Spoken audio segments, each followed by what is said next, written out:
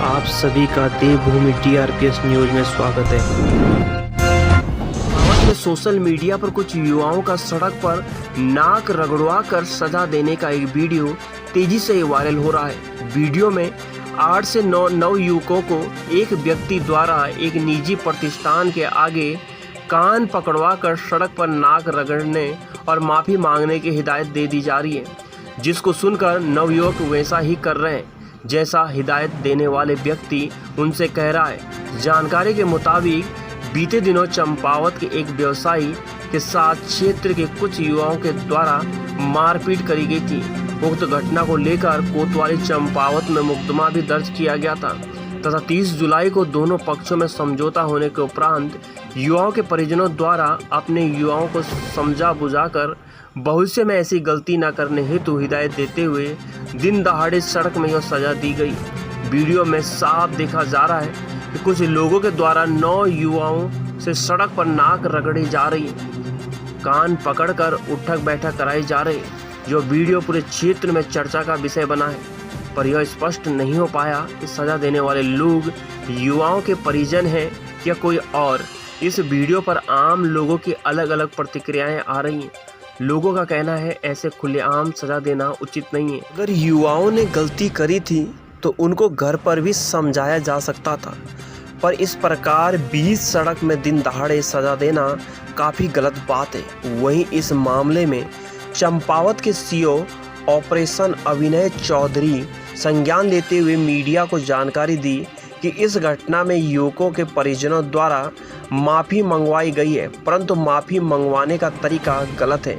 इस पूरे मामले की जांच कराई जा रही है, जिसके बाद आवश्यक कार्रवाई की जाएगी। चंपावत से अशोक सरकार की रिपोर्ट। रामगढ़ रेंज में कार्यरत कर्मचारी राम सिंह का कहना है कि वो लगभग 7 महीने से उधारी का राशन दुकान से ले रहे हैं, पर उनकी उधारी न चुकाने की वजह से दुकानदार ने भी राशन देने से इनकार कर दिया है और कर्जदार भी लगातार उनसे पैसे चुकाने की मांग कर रहे हैं। इसके अलावा वो अपने बच्चों की स्कूल फीस भी नहीं दे पा रहे हैं और इन कर्मियों को रोज़मर्रा की घरेलू चीज़ों से भी जूझना पड़ रहा है। इसके अलावा पिछले 7 महीने से जिन जिन लोगों से इन्होंने कर्ज लिया था, वो भी कर्ज के लिए इन मजदूरों को परेशान कर रहे हैं। वहीं इन्होंने वन विभाग से मांग करते हुए कहा कि शीघ्र उनका मानदेय दिया जाए ताकि वो अपनी सभी समस्याओं से निजात पा सकें। वहीं वन इको समिति के अध्यक्ष मंगल सिंह का कहना है कि वन विभाग के आउटसोर्स कर्मचारियों को पिछले 7 महीने से वेतन न मिलने की वजह से इनके पास रोटी का संकट खड़ा हो गया है, जो एक गंभीर समस्या है। वन विभाग को तुरंत इस समस्या की ओर से ध्यान देना चाहिए और इनके मानदेय का भुगतान करना चाहिए। डोईवाला से जावेद हुसैन की रिपोर्ट। चंपावत जिला अस्पताल में ऑपरेशन से शिशु को जन्म देने वाली प्रसूता की इलाज में हुई लापरवाही के चलते इन्फेक्शन से हुई मौत। प्रसूता की जिंदगी बचाने के लिए परिजनों ने उसे बचाने के लिए कई अस्पतालों के चक्कर काटे, लेकिन फिर भी उसकी जान नहीं बच सकी। नवजात को जन्म देने के 11 दिन बाद 29 जुलाई को प्रसूता की मौत हो गई, जिस पर नाराज परिजनों ने आज जिला अस्पताल का घेराव कर अस्पताल व इलाज में लापरवाही बरतने का आरोप लगाया। चंपावत के बजरीकोट की रहने वाली संध्या ने 19 जुलाई को जिला अस्पताल में ऑपरेशन से शिशु को जन्म दिया। 21 जुलाई को जच्चा बच्चा को अस्पताल से छुट्टी दे दी गई थी। संध्या के अनुसार संध्या को 23 जुलाई से लगातार बुखार आ रहा था। दवा से राहत नहीं मिलने और तबीयत बिगड़ने पर 27 जुलाई को संध्या फिर से जिला अस्पताल में भर्ती कराया गया, लेकिन एक दिन बाद 28 जुलाई को यहां से हल्द्वानी सुशीला तिवारी अस्पताल रेफर कर दिया गया। हल्द्वानी ले जाने से पहले प्रसूता को एक अन्य निजी अस्पताल में दिखाया तो परीक्षण के बाद निजी अस्पताल ने संक्रमण फैलने की दलील देते हुए बाहर ले जाने की सलाह दी।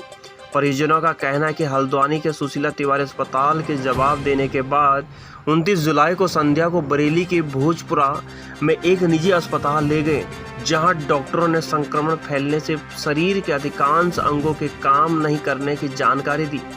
इस बीच 29 जुलाई की शाम को भोजपुरा में संध्या ने दम तोड़ दिया। शनिवार को संध्या का अंतिम संस्कार हुआ। परिजनों ने इस मामले में आज जिला अस्पताल का घेराव करते हुए जिला अस्पताल पर लापरवाही का आरोप लगा है।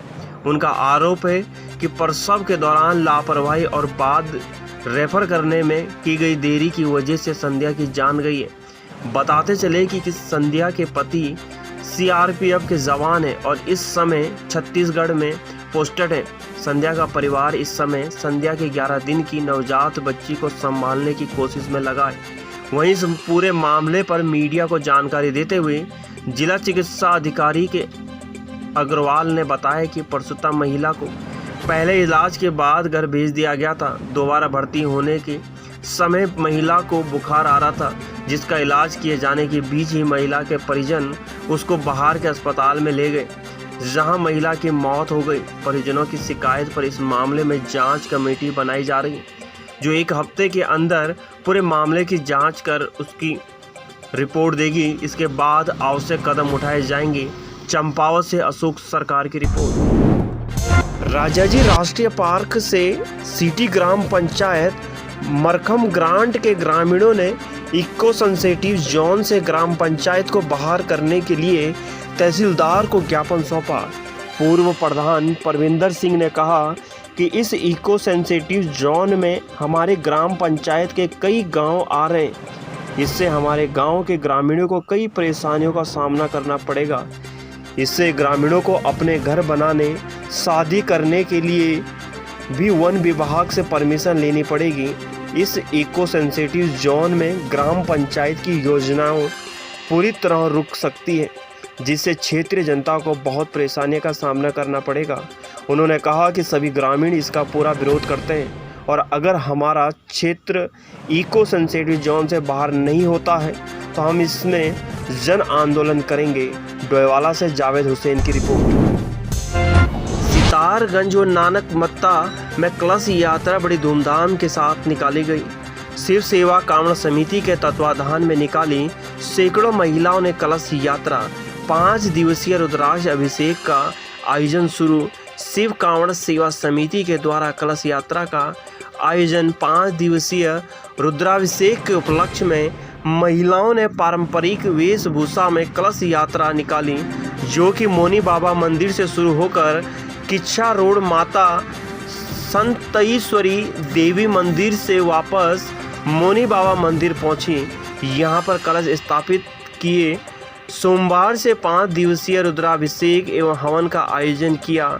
उधर नानामत्ता में भी कलश यात्रा में सैकड़ों महिलाओं ने भाग लिया। नानामत्ता मंदेश्वर व पशुपतिनाथ शिव मंदिर ध्यानपुर में जलाभिषेक हेतु दर्जनों महिलाएं तथा शिव भक्तों ने भोले के जयकारों के साथ बाउली साहिब से गंगा जल भरकर ध्यानपुर मंदिर तक कलश यात्रा निकाली। आज नंदेश्वर व पशुपतिनाथ शिव मंदिर में जलाभिषेक के महंत बाबा समंदगिरी के नेतृत्व में महिलाओं ने बाउली साहिब से पंडित रमेश शर्मा द्वारा मंत्र उच्चारण के साथ गंगा जल लेकर क्षेत्र ध्यानपुर, नगला, कैथुलिया, बरकीडाडी, सुनखड़ी की महिलाओं ने मंदिर तक भोले के जयकारे साथ कलश यात्रा निकाली। सितारगंज से दीपक भारद्वाज की रिपोर्ट। विश्व हिंदू परिषद के पूर्व जिला अध्यक्ष विकास शर्मा ने अपने समर्थकों के साथ आम आदमी पार्टी की सदस्यता ग्रहण की।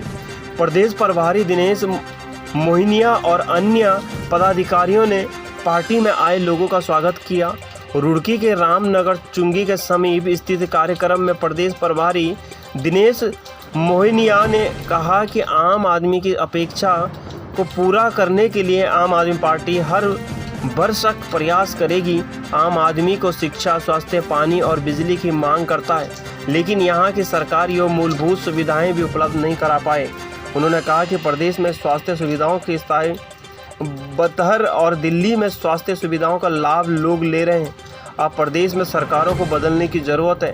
कांग्रेस पर तंज कसते हुए उन्होंने कहा कि अब कांग्रेस का कोई वजूद नहीं है, अब सीधा मुकाबला आपका और भाजपा के साथ है। उन्होंने पार्टी में आए लोगों का स्वागत किया। इस दौरान बीहिप के पूर्व जिला अध्यक्ष विकास शर्मा ने अपने करीब समर्थकों के साथ भाजपा की सदस्यता ग्रहण की। उन्होंने कहा कि अरविंद केजरीवाल के विकास कार्यों और दिल्ली मॉडल को देखते हुए अब आम आदमी पार्टी के लिए कार्य करूंगा। भाजपा की कथनी और करनी में अंतर है, वो समाज को बांटने की राजनीति करती है। रुड़की से प्रिंस शर्मा की रिपोर्ट। पानी के स्वराज आश्रम में कांग्रेस द्वारा आगामी 9 अगस्त से 15 अगस्त तक राज्य भर में निकाले जाने वाली भारत जोड़ो तिरंगा यात्रा की समीक्षा हुई। कार्यक्रम में प्रदेश अध्यक्ष करण मेहरा और नेता प्रतिपक्ष यशपाल आर्या सहित कार्यकारी अध्यक्ष रणजीत रावत और भुवन कापड़ी मौजूद रहे। यात्रा को लेकर बैठक में कुमाऊं मंडल के कांग्रेस के संगठनात्मक जिले के जिला अध्यक्ष और महानगर ब्लॉक अध्यक्ष उपस्थित रहे। इस दौरान प्रदेश अध्यक्ष करण मेहरा ने कहा कि 9 अगस्त से पूरे प्रदेश में कांग्रेस कार्यकर्ता प्रत्येक जिले में 15 किलोमीटर पदयात्रा करेंगे और रात्रि प्रवास करेंगे। साथ ही लोगों को कांग्रेस के आज़ादी के इतिहास और वर्तमान समय में महंगाई, भ्रष्टाचार और भर्तियों में घोटाले को लेकर जनता को जानकारियां देंगे। वहीं नेता प्रतिपक्ष यशपाल आर्या ने कहा कि आज जिस पार्टी ने देश को आज़ादी दिलाई, उसके महत्व को लोगों को बताने की आवश्यकता है।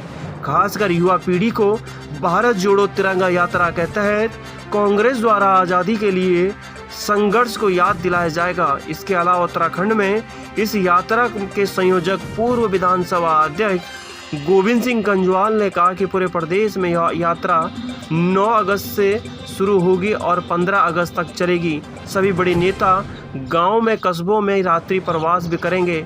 हल्द्वानी से दीपक अधिकारी की रिपोर्ट।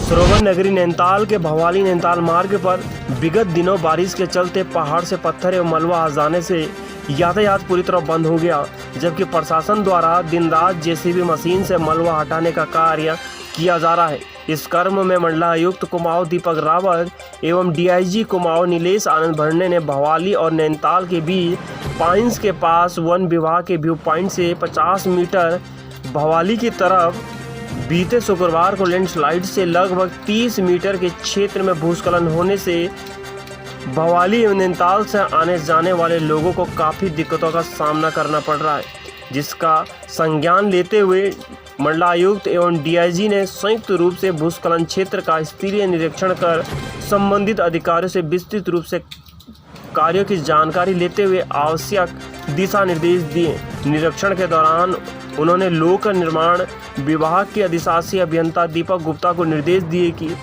कार्यों में तेजी से गति लाएं, जिसके लिए नैनीताल एवं भवाली सड़कों के दोनों तरफ से पोक लेन मशीन लगाएं एवं जल्द से जल्द छोटे 4 व्हीलर वाहनों की आवाजाही के लिए व्यवस्था सुनिश्चित करें। कार्य क्षेत्र में आर्टिफिशियल लाइट की भी व्यवस्था करना सुनिश्चित करें ताकि देर रात्रि एवं बरसात रुकने पर भी कार्य किया जा सके। साथ ही लगातार कार्यों की मॉनिटरिंग भी करना सुनिश्चित करें। जनपद के अन्य क्षेत्रों की भी सभी सड़कें वर्षकाल में खुली रहें, इसके लिए अपने अधीनस्थों को निर्देशित करना सुनिश्चित करें। नैनीताल से ललित जोशी की रिपोर्ट। डोईवाला विधानसभा के बुल्लावाला गांव में वन क्षेत्र की रामगढ़ रेंज में लगी लाखों रुपए की ऊर्जा बाढ़ मात्र शोपीस बनकर रह गई है। इसी ऊर्जा बाढ़ की मेंटेनेंस और रखरखाव सही न होने की वजह से जंगली जानवर आबादी क्षेत्र का रुख करते हैं और लगातार पालतू मवेशियों को अपना निवाला बना रहे हैं। बीती रात भी जबरावाला निवासी किसान चतर सिंह के घर के आंगन से गुलदार ने बच्चिया को अपना निवाला बना लिया। हालांकि मामला सुबह का होने की वजह से गुलदार बच्चिया को मारकर गन्ने के खेत में छोड़कर भाग गया। इसी बीच यह घटना क्षेत्र में आग की तरह फैल गई और इस घटना को देखकर ग्रामीण दहशत में है। इस मामले को लेकर पूर्व ग्राम प्रधान परविंदर सिंह ने कहा कि वन विभाग की लापरवाही की वजह से इस तरह की घटनाएं घट रही हैं और वन विभाग द्वारा जंगल किनारे लगाई गई लाखों रुपए की ऊर्जा बाढ़ मात्र एक शोपीस बनकर रह गई है। वहीं उन्होंने वन विभाग से मांग करी है कि शीघ्र जंगली जानवरों को आबादी क्षेत्र का रुख करने से रोका जाए ताकि इस तरह की कोई घटना क्षेत्र में न हो सके। वहीं कांग्रेस नेता रणजीत सिंह ने कहा कि वन विभाग की बड़ी लापरवाही ग्रामीणों पर भारी पड़ रही है और वन विभाग चैन की नींद सोता है, जबकि जंगली हाथी लगातार किसानों की फसलों को नुकसान पहुंचाते हैं और अब पालतू मवेशी को भी जंगली जानवर निवाला बना रहे हैं। ऐसे में ग्रामीणों पर भी जान का खतरा मंडरा रहा है। वहीं उन्होंने मांग करी है कि वन विभाग जंगल किनारे ऊर्जा बाढ़ लगाए और गश्त बढ़ाई जाए ताकि इस तरह की घटना क्षेत्र में ना हो, नहीं तो ग्रामीण उग्र आंदोलन को मजबूर होंगे। डोईवाला से जावेद हुसैन की रिपोर्ट। सिडकुल पार्ले चौक में शहीद उधम सिंह जी के शहीदी दिवस के अवसर पर एक सभा कर जिला मुख्यालय तक रैली निकालकर शहीद उधम सिंह की मूर्ति पर माल्यार्पण का कार्यक्रम तय था। पहले ही कार्यक्रम की सूचना जिला प्रशासन को दे दी थी। इसके बावजूद जिला मुख्यालय पहुंचे मजदूर संगठनों, सामाजिक संगठनों के लिए उधम सिंह स्मारक के गेट बंद कर दिए गए। मजदूर, महिला और सामाजिक संगठन के कार्यकर्ताओं को शहीद उधम सिंह जी का माल्यार्पण और श्रद्धांजलि देने से पुलिस प्रशासन और जिला मुख्यालय के अधिकारियों ने रोक दिया। जिला प्रशासन द्वारा कलेक्ट्रेट परिसर के बाहरी मजदूरों ने सभा की और मजदूरों ने उधम सिंह के फोटो फ्रेम पर माल्यार्पण और पुष्प अर्पित किए। सुब्रत कुमार विश्वास ने कहा, उधम सिंह नगर जिला प्रशासन का यह व्यवहार जलियांवाला बाग नरसंहार का आदेश देने वाले जनरल ऑर्डर सरीखा ही है। अमृत काल में अमृत महोत्सव की बात मजदूरों, मेहनतकश जनता के खिलाफ है। यदि अपने क्रांतिकारी शहीदों को भी मजदूर याद नहीं कर सकते, उनके स्मारक पर माल्यार्पण नहीं कर सकते, तो इसका यही संदेश है कि अमृत महोत्सव काल मजदूरों, मेहनतकशों के लिए नहीं है। सैकड़ों मजदूर, महिला और सामाजिक कार्यकर्ताओं गेट के बाहर ही बैठे रहे, बारिश में भीगते रहे, क्योंकि प्रशासन ने कलेक्ट्रेट परिसर के भीतर सिर्फ 5 लोगों को ही उधम सिंह जी की मूर्ति पर माल्यार्पण करने की अनुमति दी थी। रुद्रपुर उधम सिंह नगर से संजीव गाइन की रिपोर्ट। खबर अगर अच्छी लगी हो तो प्लीज़ चैनल को सब्सक्राइब करें।